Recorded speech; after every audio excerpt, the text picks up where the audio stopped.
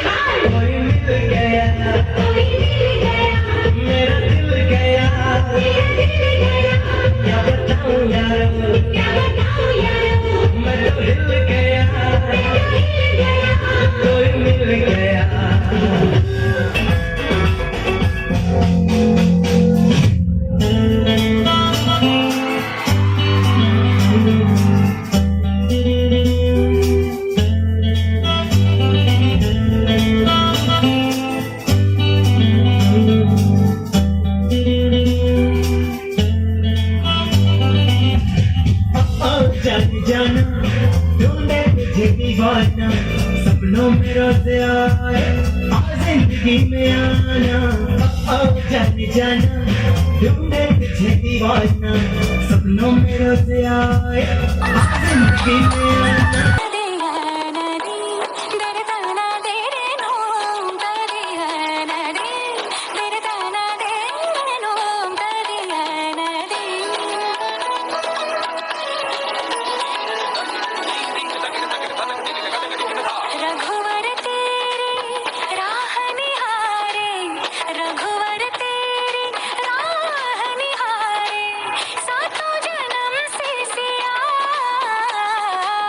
घर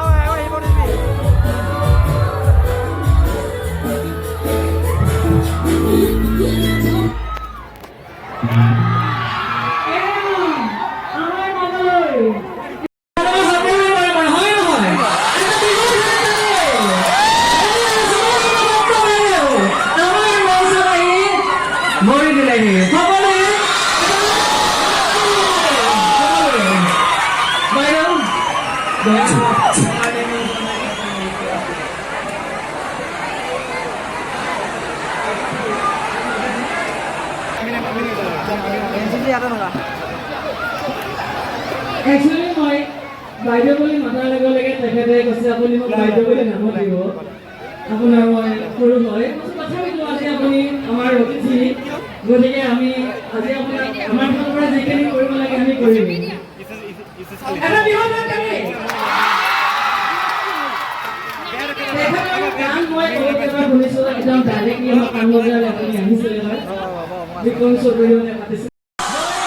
কিন্তু সকলোৰে শান্তি শৃংখলা বজাই ৰাখিব লাগিব দেই, একদম ধৈৰ্য সহকাৰে। কাৰণ তেখেতে মই ক'ব লাগিব যে সঁচাকৈ ঘনকান্ত বৰা কলেজত গৈছিলোঁ, কিন্তু ইমান ভাল লাগিলে। পৰিৱেশ দিবৰ কাৰণে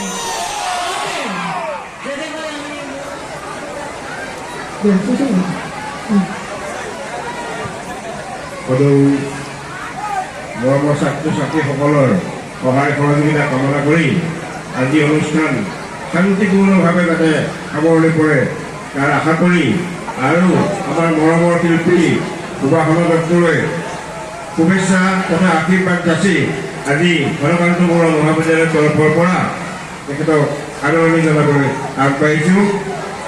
সুন্দৰ হাত তালিৰে সকলোৱে আদৰণি জনাব।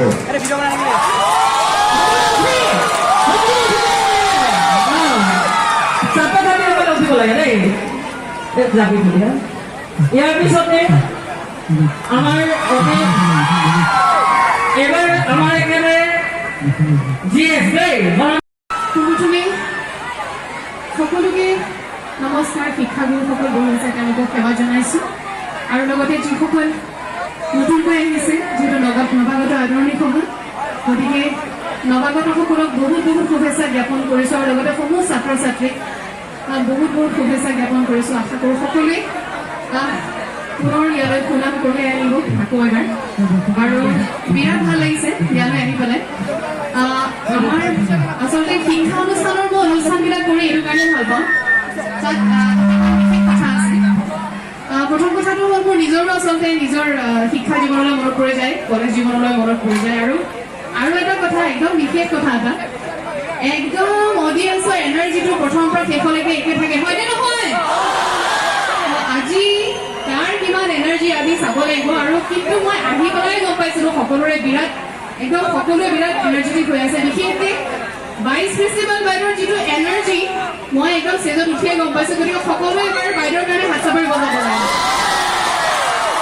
বাইদেউ কিন্তু তোমালোকতকৈও খুব জোচত আছে আজি, হয়নে নহয়? ঠিক আছে, গতিকে কথা একদম নকওঁ বেছি, মই মোৰ কথা কোৱাৰ বেছি অভ্যাস নাই, গান গোৱা মানুহ। আৰম্ভ কৰিছোঁ আৰু আৰম্ভণি কৰিবলৈ গৈছোঁ মোৰ এটি খুব মৰমৰ গীত। এই গীতটি যোৱা বছৰ আমি ৰিলিজ কৰিছিলোঁ। কথা আৰু সুৰ ৰাগ কৰা আছিল আৰু মিউজিক কলাশে কৰিছিল। আমাৰ খুব মৰমৰ এটি গীত আৰম্ভণি কৰিছোঁ এই গীতটিৰে। আশা কৰিছোঁ গোটেই অনুষ্ঠানটো সকলোৱে একেলগে গাব আৰু ফূৰ্তি কৰিব। আৰম্ভ কৰিছোঁ। ধন্যবাদ।